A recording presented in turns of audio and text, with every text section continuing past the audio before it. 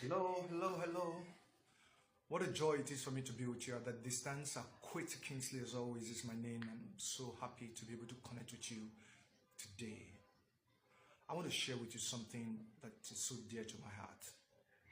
And it's just one missing link, one thing I see that is missing in the pursuit of success in life. And that's the word action. Action. It's not strange. I know some of you are surprised right now. Action. Yes, you heard me clear. Action. Nothing moves until you move them. Nothing is built until you build them. But there's a natural law that says that every object remains in a state of rest until irrelevant force is applied to it. So if you don't move something, if you don't do something, that thing remains undone. Now remember, some time ago when you told yourself that you were actually going to publish a book, you know the reason why you couldn't publish that book? You didn't take action. Years back you said you were actually going to start, developing a property. Do you know the reason why you couldn't develop the property? Zero action.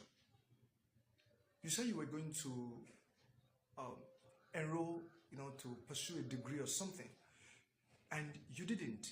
You know why? Lack of action. Zero action. You didn't take action.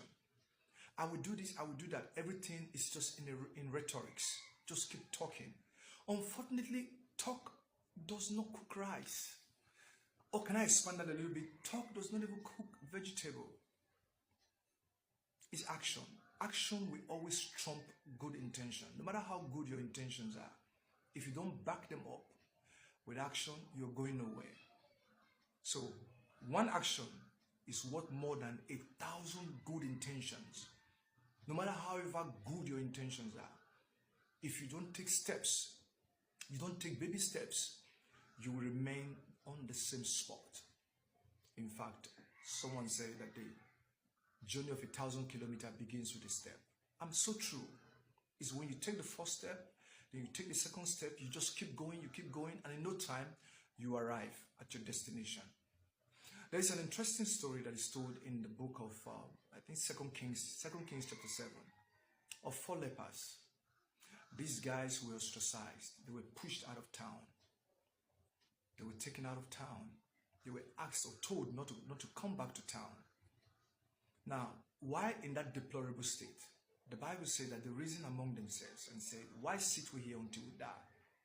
If we go, if we move, if we take steps and go into the city, we probably may be spared. But if we remain here, we will die. So taking steps would be better than not taking steps. And the Bible said that they moved. They took action. They were in pain. They moved. They were ostracized. They moved. Every step was agony. They moved. They were challenged in their body. They moved.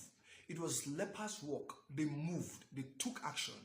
But you know the interesting thing about that story was that as they moved, God magnified the sound of their footsteps. Their enemies began to hear the movement of soldiers that were coming into town.